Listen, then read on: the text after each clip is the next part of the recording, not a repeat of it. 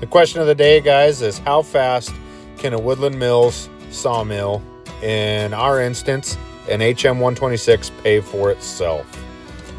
In this video, we're going to do a direct comparison between milling our own wood and the total cost of a sawmill versus buying the lumber for our pump house at Home Depot. I'm going to count boards that I milled up with the sawmill for this one 8x8, 8-foot high ceiling pump house.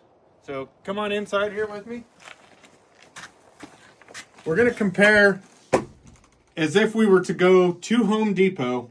That's how we're going to price this out. So we've got 1, 2, 3, 4, 5, 6, 7, 8, 9, 10, 11, 12, 13, 14, 15, 16, 17, 18, 19, 20, 21, 22, 23, 24, 25, 26, 27, 28, 29, 30, 31, 32, 33, 34, 35, 36, 37, 38, 39, 40, 41, 42, 43, 44, 45, 46, 47, 48, 49, 50.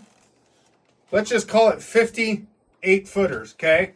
Some of these are longer because we have our overhang out here. These are actually, I think, 14 or 16s. Here's actually a couple more. What did I say the number was? 50 what? 50. So let's call it 52, 54, 56. Okay, let's call that right there. 56 8-foot 2x4s. Okay, obviously some of these are more. We're just going to get a rough estimate here. Okay, now we have two 6x6 beams that are 6-footers, so you'd have to buy those as 8-footers. And now let's count up our 1x4 for our batten.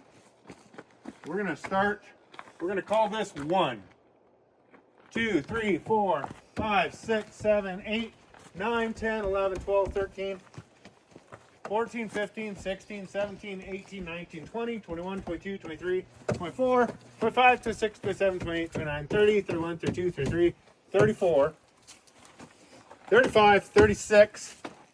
Let's call it 40 because we've got our trim.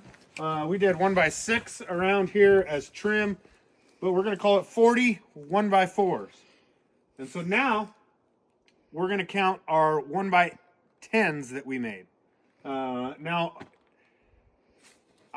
for my comparison, I'm not going to do true 1x10s because if you're doing board and batten on this project and you're buying material from Home Depot, if you're smart, you're trying to save money and you're going to buy a sheet of plywood and then you're going to put your 4x4 battens over top of that and make it look like board and batten.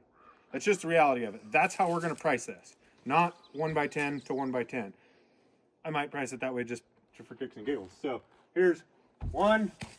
Let's just call it 1, 2, 3, 4, 5, 6, 7, 8, 9, 10, 11, 12, 13, 14, 15, 16, 17, 18, 19, 20, 21, 22, 23, 24, 25, 26, 27, 28, 29, 30, 31, 32, 33.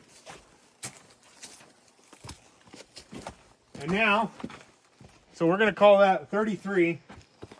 If you are buying and building this from Home Depot, you're probably going to put OSB up top too. So we know you're going to be 2 sheets, 3 sheets on this side, 4 sheets on that side. So let's just call it 8 sheets. I know this is rough, but it's rough cut. All joking aside.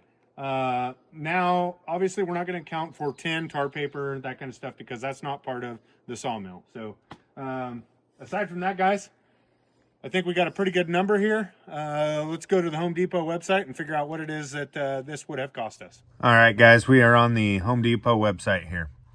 Everything in our cart at $16.63 after their savings and, you know, all that kind of stuff is not representative of what that building would have cost us. We have 2 price points here. One, we took out the plywood and priced it with the 1x10s. And the other one, we took out the 1x10s and priced it with the plywood. Surprisingly, those were way closer way closer in price than we thought, with a $157 difference. $1,388 is what it would have cost to use real 1x10s for your board and batten and to frame up that building if we were to go to Home Depot and buy everything. That's, like I said, an approximate. It would have cost $1,231 had we used plywood. So like I said, only $157 savings to do plywood. So you guys can see the cost of a mill quickly. You know, I'm only into this Woodland Mills, just over $4,600 plus fuel and food to go pick it up at another $150. So let's just say I'm into this mill $5,000. This one project alone, it has already paid for itself by about $1,400.